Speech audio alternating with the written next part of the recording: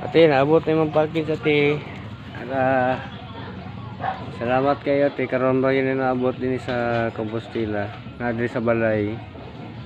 Ako na ihatod ate karong kuan na ate.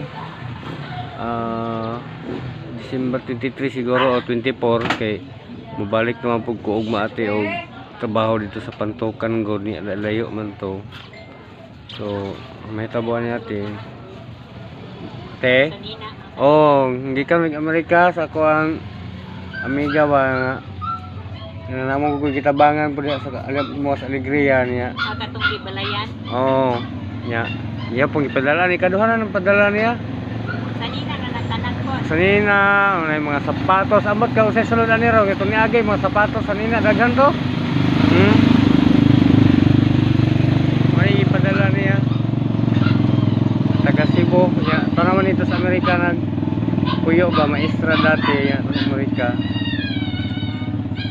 Butan pud kayo.